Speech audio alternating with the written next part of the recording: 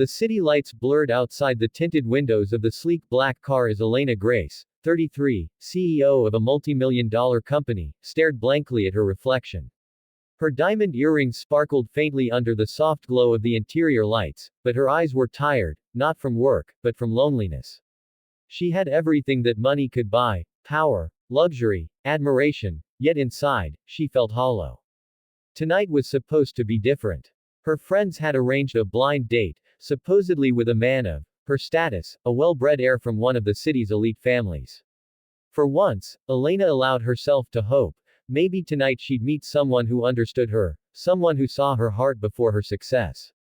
As she stepped into the candlelit restaurant, all eyes turned to her. She carried an aura of quiet command. Tall, elegant, dressed in a simple ivory silk dress that flowed like moonlight, her long chestnut hair loosely tied behind her shoulders. But behind that poise, her heart raced like a nervous teenager's. The waiter led her to a table near the window. A single red rose sat in a crystal vase, its petals trembling slightly in the air conditioning. She glanced at her watch, 8 p.m. sharp.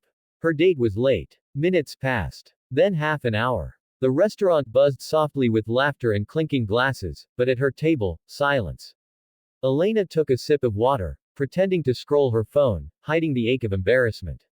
He's not coming, she thought bitterly. Maybe it was a cruel prank. Maybe he took one look at her title, CEO, and decided she was too much. And then, just as she was about to leave, a man rushed in, slightly out of breath, holding a small, crumpled bouquet of daisies.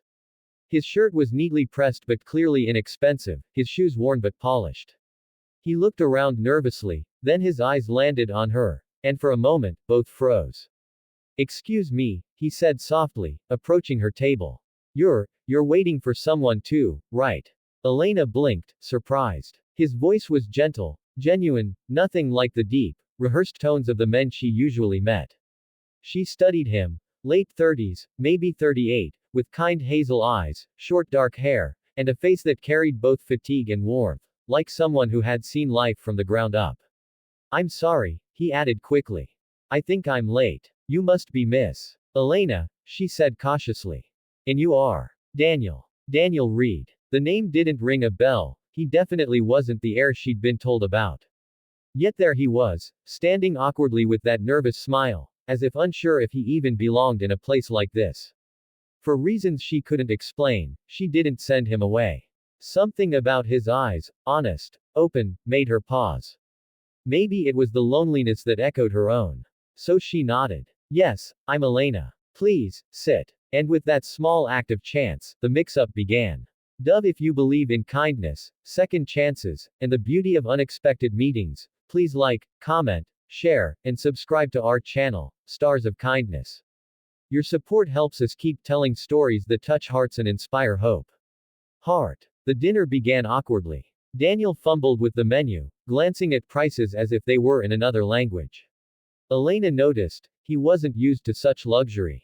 But instead of judging him, she felt something stir in her chest, a quiet respect. He ordered the simplest meal. She smiled politely and asked about his work, expecting a confident pitch or a polished introduction. But Daniel simply said, "I work part-time at a repair shop. And sometimes I deliver groceries in the evenings. It's not much, but it helps." Elena's fork froze midair. That wasn't the answer she expected. For a moment, she wondered if he was joking. But when she looked into his eyes, humble, steady, she knew he wasn't. "Do you have family?" she asked gently. He smiled faintly. "Just my daughter, Lily. She's 8. My world begins and ends with her." Something about the way he said it, simple, pure, hit her harder than she expected. Elena had spent years surrounded by people who valued profit over people, image over sincerity. But this man, sitting across from her with rough hands and honest eyes, spoke about love like it was the most natural thing in the world. As they talked, hours slipped by unnoticed. They laughed about small things, her attempts at cooking, his daughter's obsession with stars, the silly customers he met on delivery runs. For the first time in years, Elena forgot about titles, expectations, and appearances. When the waiter brought the bill, Daniel reached into his pocket quickly, pulling out a few crumpled bills. "Please," he said, "let me take care of it." Elena hesitated. She could easily afford the entire restaurant, but she saw how much pride it took for him to offer. So she nodded. Thank you. Outside, the night was cool, the city humming softly beneath the starlit sky. Daniel offered her one of the daisies from his bouquet, the petals slightly wilted but still beautiful. For luck, he said shyly. She took it. For a long moment, they just stood there, two souls from different worlds, connected by something that made no sense and yet felt entirely right. When Daniel left, Elena sat in her car, staring at the daisy in her hand. It wasn't roses, diamonds, or luxury dinners that touched her heart that night, it was sincerity. But as her car drove away, another car pulled up to the restaurant entrance. A tall man in a designer suit stepped out, checked his watch, and frowned. I'm here for Miss Elena Grace, he told the waiter. The waiter blinked. But, she already left, sir. With someone else. The man's jaw tightened. With who? The waiter shrugged helplessly. A gentleman named Daniel, I think. And just like that, fate began weaving its threads in the dark. That night, Elena couldn't sleep. She kept replaying Daniel's words, his laugh, the way his eyes softened when he mentioned his daughter. There was something real about him, something she hadn't felt in years. But part of her also knew the truth would come out. He wasn't the man she was meant to meet. And somewhere across the city, Daniel sat beside his sleeping daughter, whispering a silent prayer of gratitude, not for money, not for luck, but for the kind woman who had looked at him like he mattered. Little did they know, that one mistaken meeting would soon change both their lives forever. The morning sunlight filtered through Elena's penthouse windows, spilling warmth over marble floors and half-finished coffee. Yet despite the luxury around her, she felt strangely empty, her mind replaying the previous night's smile, his soft laughter, and those unpolished hands that carried more truth than any handshake in her boardroom ever had. She had met countless men, investors, heirs, polished executives, all with perfect words and careful smiles. But Daniel's simplicity had unsettled her heart. His words were clumsy but honest. His eyes didn't try to impress, they simply saw her. Still, a small voice inside her whispered, he doesn't belong in your world. The next few days, she found herself scrolling through her phone, staring at his contact name, Daniel R. He had texted just once. Thank you for the dinner. I don't know if I was the right person that night, but I'm glad I met you. She never replied. Not because she didn't want to, but because she was afraid. Afraid of what it meant to feel again. Afraid that the world she lived in would tear apart something so pure. But fate is strange. 3 days later, Elena's company held a charity drive at a local community center. She was there for press coverage, smiling for cameras, shaking hands, when she heard a familiar voice behind her. Careful, Lily. Don't run too fast. Her heart skipped. She turned, and there he was. Daniel. Wearing a simple blue shirt and jeans, his sleeves rolled up, paint smudged on his arm. Beside him, a little girl with bright eyes and curly hair giggled as she carried a box of donated toys. He froze when he saw her. For a heartbeat, the noise around them faded. The same electricity from that night passed between them, quiet but undeniable. Miss Elena. He said softly, his tone a mix of surprise and embarrassment. She smiled, small, cautious. Daniel. You volunteer here. He nodded. Every weekend. Lily loves helping. The little girl ran up, tugging his sleeve. Daddy, who's she? Daniel knelt beside her. This is Miss Elena. She's a kind friend I met the other night. Lily smiled shyly. You're really pretty, she said. Elena knelt down too, her heart softening instantly. Thank you, sweetheart. And you must be Lily, the star your dad talks about. Lily grinned proudly. Daddy says I'm his lucky charm. Elena's chest tightened. She saw love in the smallest things, the way Daniel adjusted Lily's hair clip, the way he knelt so she could reach the toy box. It wasn't just affection, it was devotion. That afternoon, Elena stayed longer than planned. Together, the three of them painted old classroom walls and handed out food. Cameras had long gone, but she didn't care. She laughed, freely, for the first time in years. When it began to rain lightly, they took shelter under a half-broken roof. Lily hummed a song while Daniel offered Elena his jacket. It was rough and worn, but it felt warmer than any designer coat she owned. You don't have to, she murmured. He smiled faintly. You looked cold. I couldn't help it. She studied his face, those tired yet peaceful eyes. Why are you always so kind, Daniel? Even when life hasn't been kind to you. He hesitated, then looked at the rain. Because I know what it's like when no one is. When you've got nothing left but your own hope, kindness is the only thing that still feels human. Her eyes softened. You've been through a lot, haven't you? He gave a small laugh, but it carried sadness. After Lily's mother passed, I thought I'd never smile again. But then one day, she looked at me and said, "It's okay, Daddy. You still have me." And since then, I try. Every day. For her. Tears filled Elena's eyes before she could stop them. She looked at him, this man with worn shoes, simple dreams, and a heart that glowed brighter than all her success, and something inside her shifted forever. That night, she couldn't sleep again. But this time, it wasn't loneliness, it was longing. The next day, she called him. Lunch tomorrow. He hesitated, surprised but hopeful. Are you sure? I mean, our worlds. I'm sure, she said. Maybe worlds need to collide sometimes. They met often after that. Coffee turned into lunches, lunches into quiet walks in the park with Lily.